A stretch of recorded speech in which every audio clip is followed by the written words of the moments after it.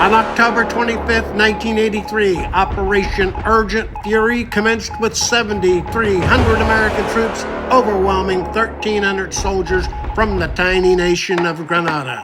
2 days prior, 241 U.S. military personnel were killed by a suicide bomber in Lebanon. The Reagan administration claimed there was no connection between the two events. On December 16, 1998, President William Clinton ordered airstrikes on what turned out to be a pharmaceutical factory in Iraq. 5 days earlier, the House Judiciary Committee voted to approve 4 articles of impeachment over Clinton's involvement with Monica Lewinsky and the Paula Jones scandals. Clinton's predecessor, H.W. Bush, was experiencing sinking popularity numbers after reneging on his read my lips promises not to raise taxes. It was then he decided that 2 wars, in Panama and later in Kuwait and Iraq, were required to buttress his diminishing popularity. Military action to distract from presidential failings? Is that the new normal?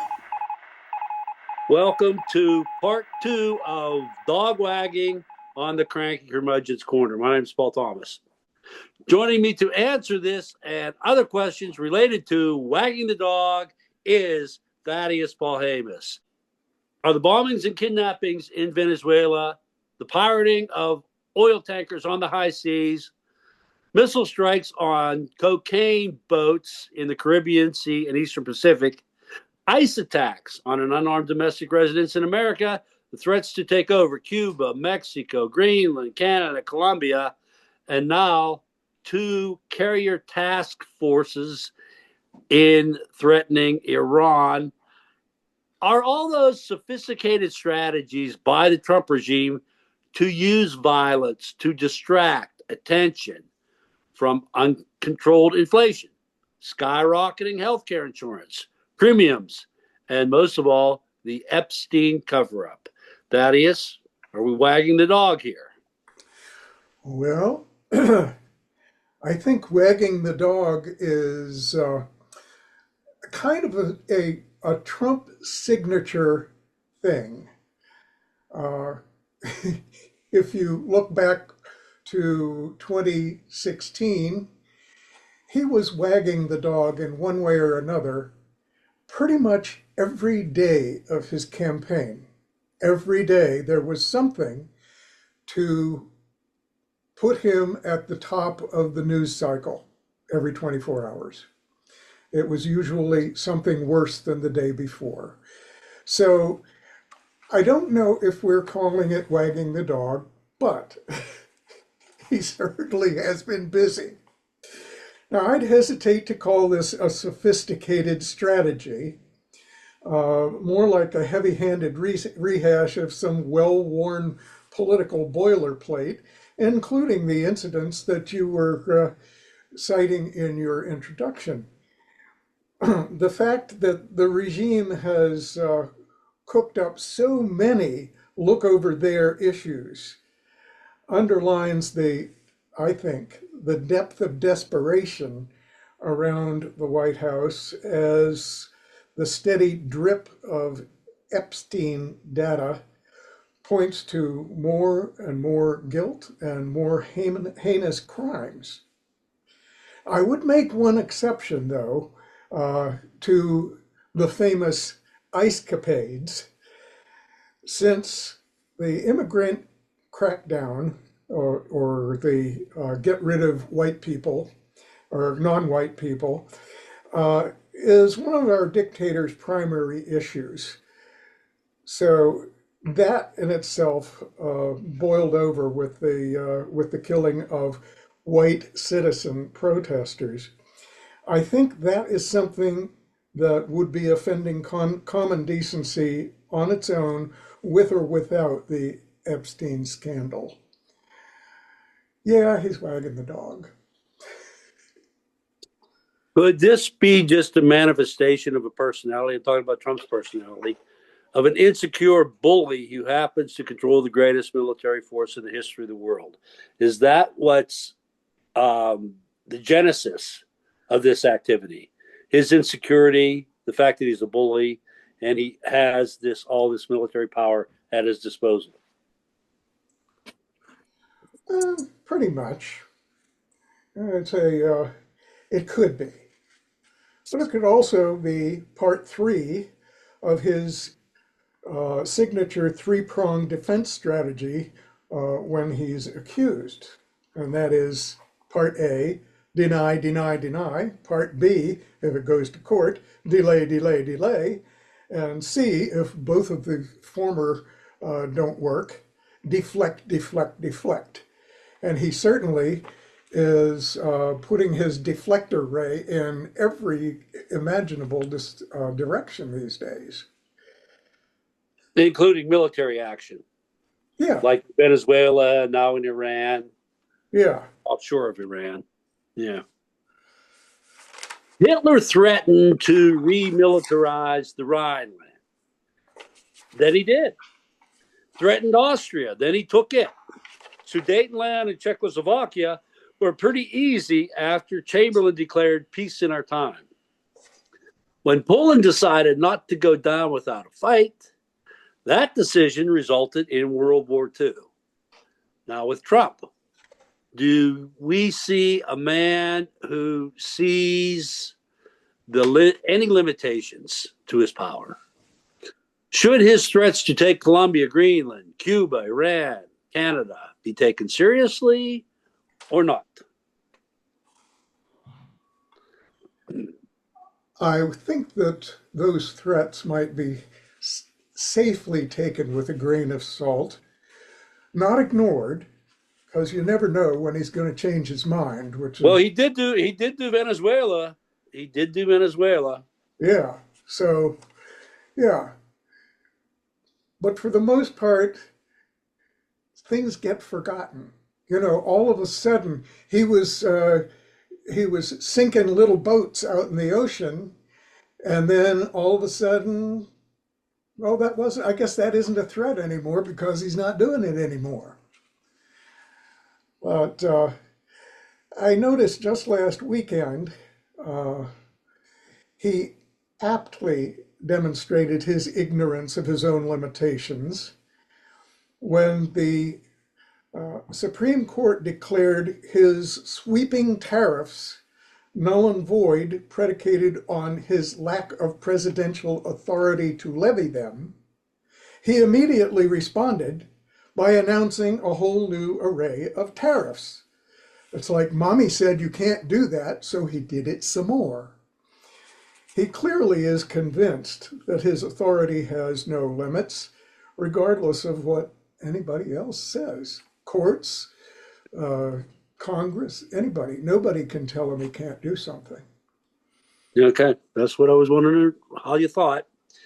The violence of his military operations is not restricted to his international ambitions. He has already invaded cities with names such as Los Angeles, Chicago, Charlotte, Memphis, Portland, Raleigh, New Orleans, Washington, D.C. But what happened in Minneapolis is a violence way beyond the imaginations of who voted for him in the 2024 election. Has the Civil War started? Is there any way to slow this down before November's midterms? Good question.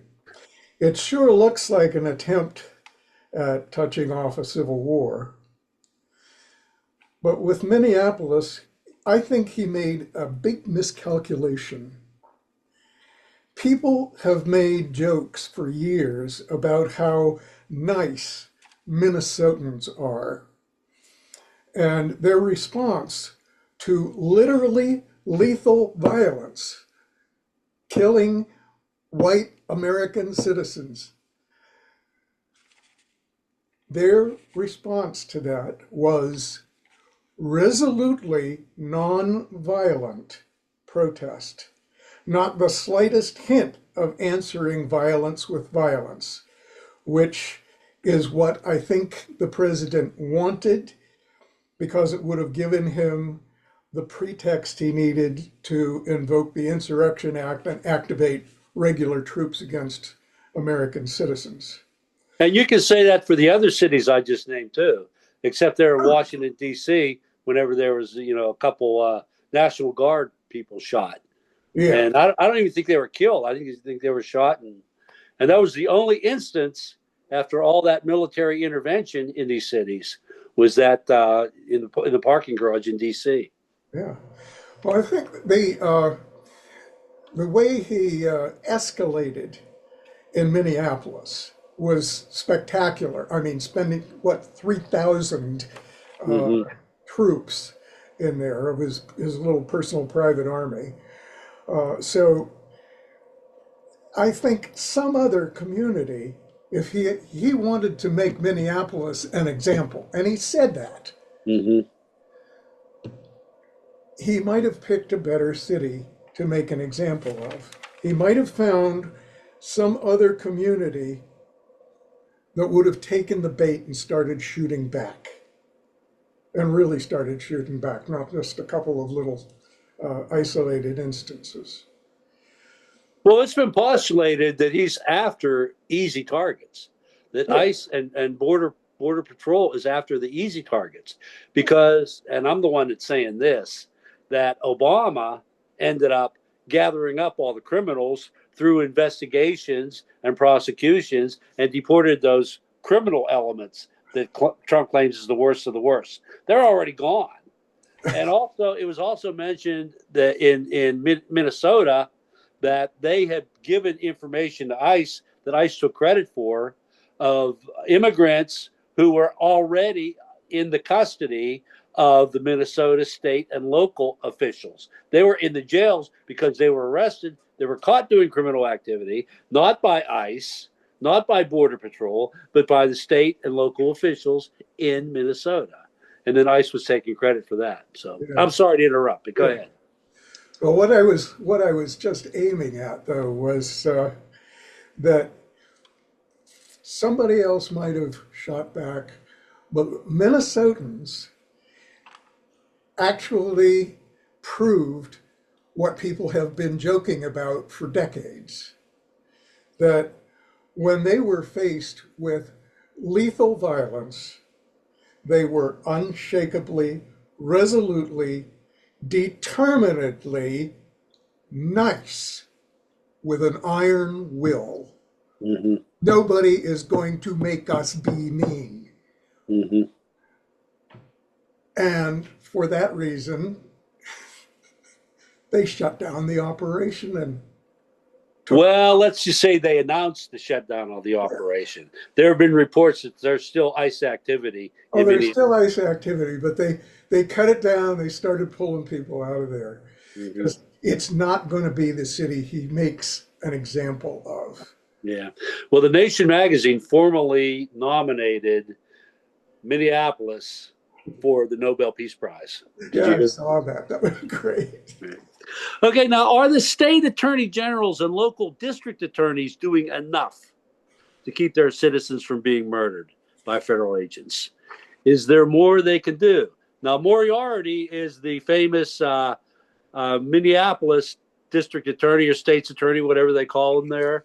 And she has been on the news quite a bit saying that they are building a case where they are about to make a decision. And even though the feds are not handing over any of the evidence, which they confiscated immediately with the killings of Renee Good and Alex Preddy, that she still feels that there's enough, probably based mainly on these camera phones. Are they doing enough is my question. Well, I think that might, there might be different answers in different places. I mean, she is obviously on this case, and I'm keeping an eye on that because it looks like she might get somewhere with it. Mm-hmm. But is that happening everywhere? I don't know. There are some other state's attorney, district attorneys who may or may not have the smarts or the gumption to really outsmart these guys. But she has 2 murders. I mean, she has 2 murders nationwide. I couldn't find the list this week, but Preddy and Good Good. lead a list of about 7 or 8 people who have been killed by ICE officers since January.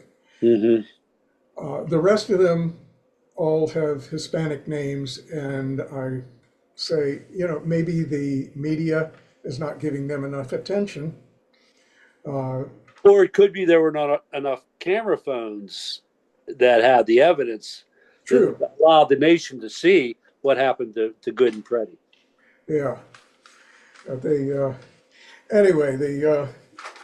I say I will fault the media with like making a cause célèbre of the white people and not noticing so much the Hispanic ones. Yeah, it's a legitimate faulting there. But Okay, well, the courts have a significant role in stopping the feds from inflicting this violence on the American residents. On February 16th of this year, U.S. District Judge Catherine Menendez issued a ruling banning ICE agents from stopping vehicles and detaining drivers not obstructing operations or arresting and detaining and retaliating against persons who are engaging in peaceful protest activity.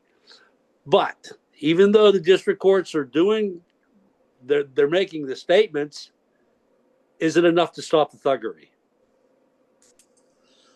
well, I'm going to jump to one of my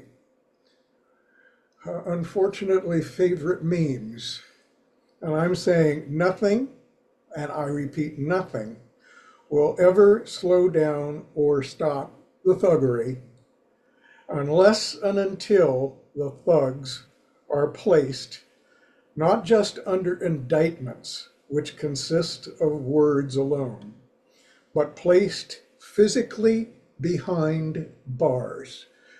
When somebody commits a crime, when an ordinary person commits a crime, they are charged with the crime and they are put behind bars pending trial.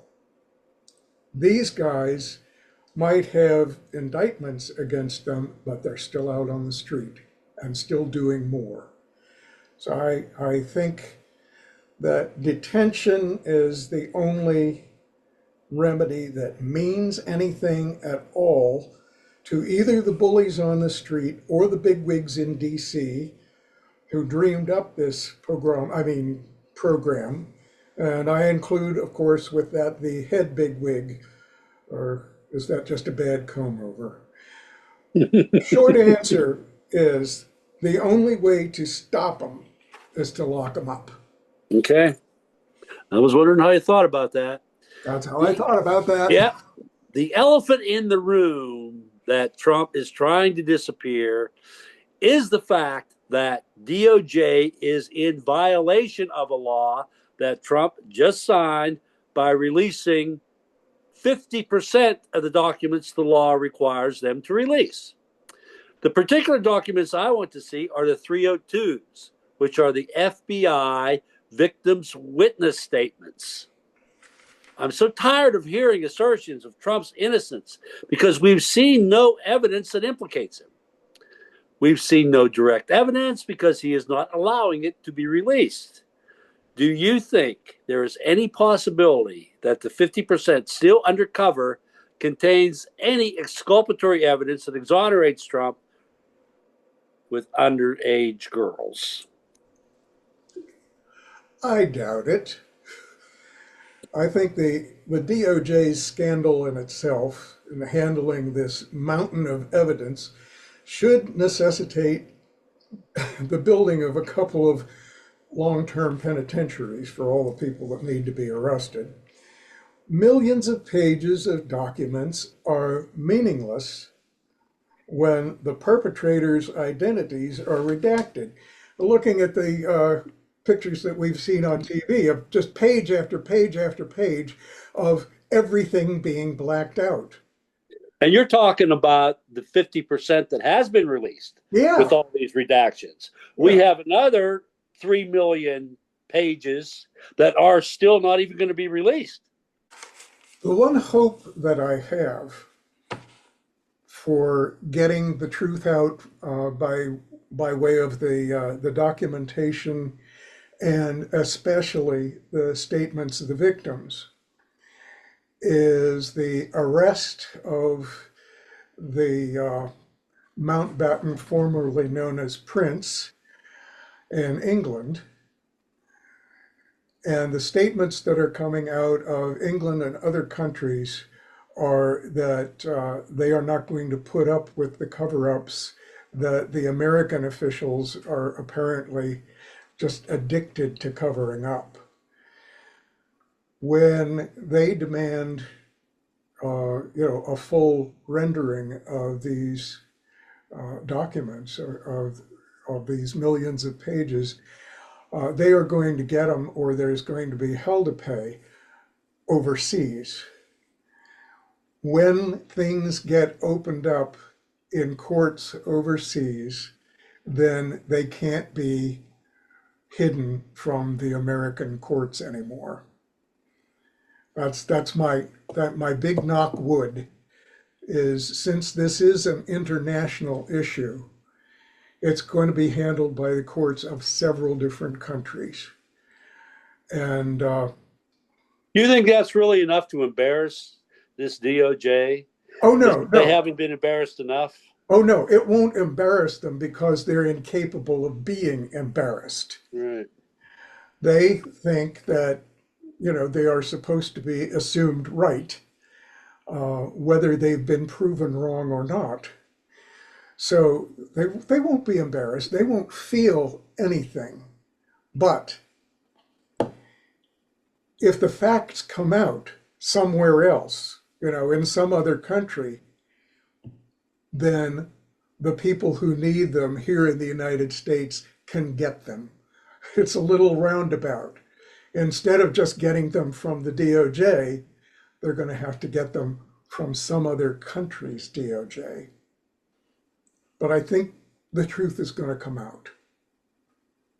Okay, the international nugget going to make something happen. Yeah. Katie Johnson is a Jane Doe name of a woman who filed a civil suit in the Central District of California in April 2016 against Jeffrey Epstein and Donald Trump for, quote, extreme sexual and physical abuse, including forcible rape, end quote. Mm-hmm. This occurred in 1994 when she was 13 years old. The suit was withdrawn later that year, according to Ms. Johnson's attorney, because of threats she received against her and her family. NPR and other sources have reported that the number of Epstein survivors is over 1,000. To date, none have received justice, which, according to Merriam-Webster, is a process or result of using laws to fairly judge cases, redress wrongs, and punish crimes. The final words in the Pledge of Allegiance are, and justice for all. Can you, Mr. Paul Hamas, honestly state that justice for all exists in this republic? And if not, can you, with the same honesty, repeat the words in that oath and affirm your allegiance to this republic? If you can, please explain how that works. Well, the short answer to that is no. Both liberty and justice are allotted very unevenly at best, and often flatly denied on the basis of wealth or income or skin color. Rectifying this is a heavy lift requiring a massive, sustained readjustment of American society predicated on the premises that might does not equal right. Wealth does not signal virtue. And the extreme of wealth is a social ill that must be cured if we are ever to experience a healthy, just society. So that extreme of wealth is basically what has protected all these criminals in the Epstein files. Sorry to interrupt, but I just Yeah. wanted to make that point. It's the Yes. wealth that is protecting them. Yes.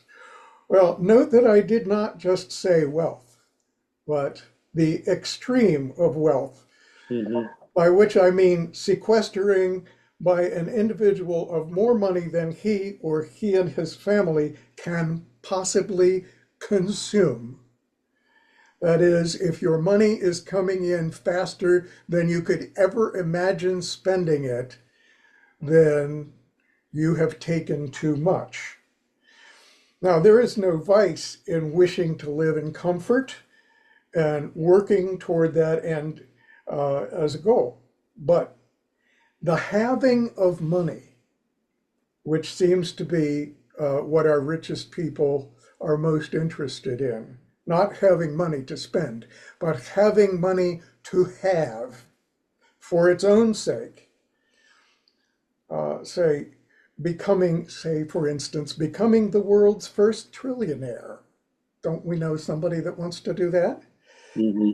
Is a fundamental injustice against all people who are overcharged consumers, undercompensated investors, underpaid wage workers, and needlessly idled useful workers.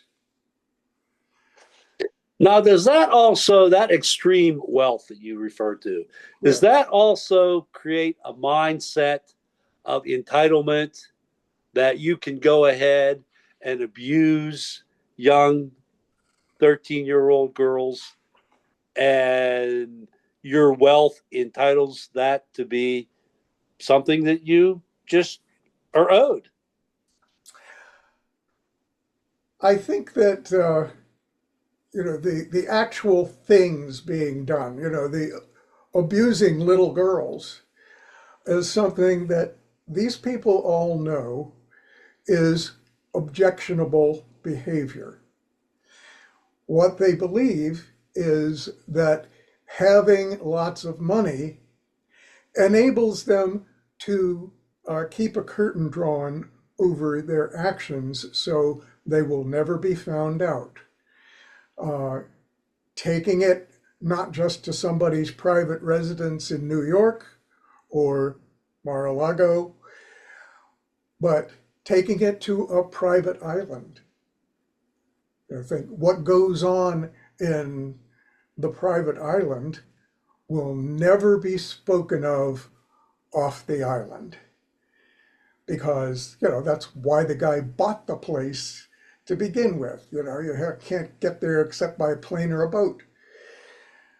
So they believe that impunity is an illusion, but it's an illusion that since they paid a whole lot of money for it, they can rely on it.